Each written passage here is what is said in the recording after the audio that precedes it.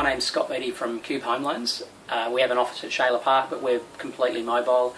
We have a team of brokers spanning from Brisbane to the Gold Coast.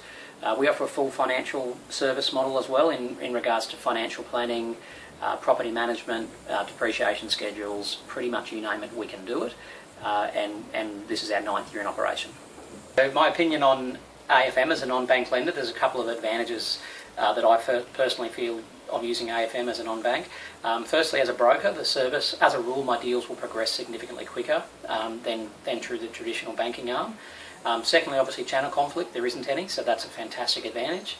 And obviously the third part is when the client has after-sales service requirements, I can be involved with the exception of balance queries, but also when they call a bank, they're dealing with someone in Australia and they're not going through 4,000 IVR menus to press 1 for this and 2 for that, so they can actually speak with a person and get some service rather than dealing with someone on an offshore call centre.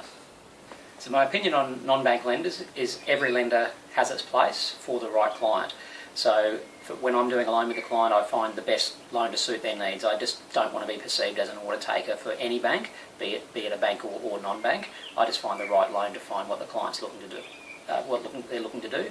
If that's a non-bank, fantastic. If that's a bank, they also have their place in the market as well. If I was a new broker or as a broker who hadn't dealt a lot with non-banks before, I'd certainly have a chat with a BDM and just find out how they can work in with your business. So there's a lot of advantages in doing it, and one of them especially is when clients are a little bit iffy, you've got the advantage of prime and subprime on one application form, which can save you a lot of time in the compliance perspective. Sometimes I think the perception as well is non-banks is second-tier lenders and that kind of thing.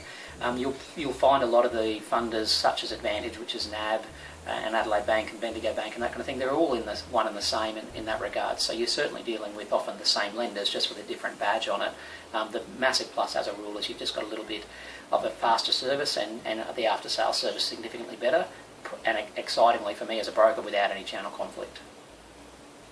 So I think a good way to better utilise a mortgage manager in your existing broking business, certainly let your BDM know what kind of deals you're doing, so they can work perhaps how you can fit the non-bank proposition into your client interview. The other thing, obviously, you want to speak with your BDM about your scenarios, especially the ones that are declining. It's amazing the amount of ones you might be able to get fit on a traditional prime product, whereas to a bank it may perhaps be an auto decline and that kind of thing. The other advantage, obviously, is certainly attend your training sessions so you can find what the point of difference is for the non-bank. So when you get the client that fits that scenario, you can keep that.